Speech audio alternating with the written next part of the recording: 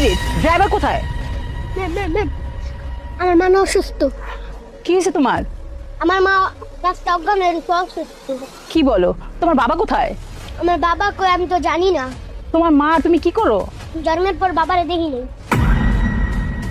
আমি ভিক্ষা করে খাই। তোমার মা কোথায় এখন? আমার মা না রাস্তার ভিতরে পড়ে আছে, আমার মারে বাঁচা। ঠিক আছে, চলো।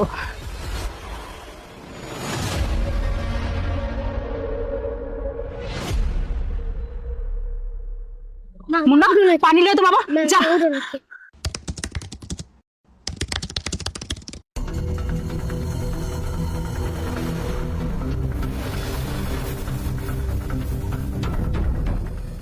মুন্না,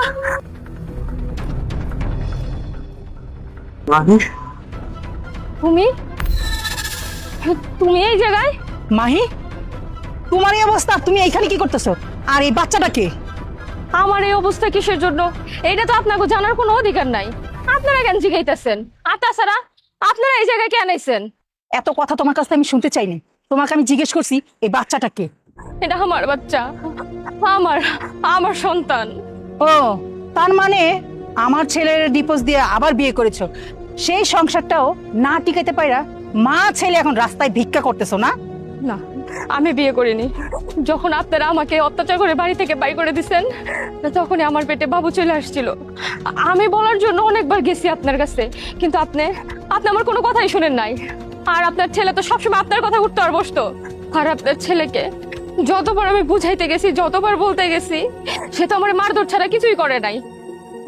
তাই আপনাদের কখন আমি জানাতেই পারি নাই। শেষ পর্যন্ত তো আপনি আপনার ছেলের দিয়ে আমার তালাক দেওয়া ঘর থেকে বাই করে দিলেন। তখন আমি গর্ভাবস্থায় বের হয়ে আসলাম। রাস্তাঘাটেই আমার বাচ্চার জন্ম হইলো। এই যে দেখতেছেন না, এইটাই আপনাকে বংশের প্রদীপ।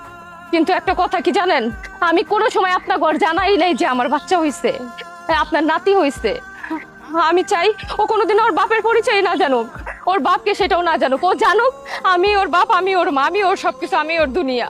আপনাকে বংশের ছায়ার উপরে না পড়ুক। আমি আমার পোলা নিয়ে অনেক ভালো আছি।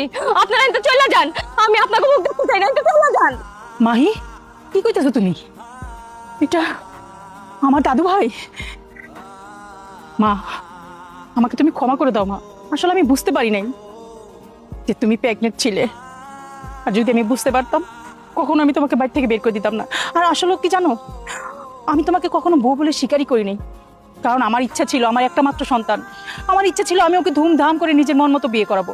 কিন্তু ও যখন তোমাকে একা একা নিজে বিয়ে করে নিয়ে আসলো, সেই জন্য আমি তোমাকে মেনে নিতে পারিনি। কিন্তু আসলে আমি বুঝতেই পারিনি যে তুমি এত ভালো।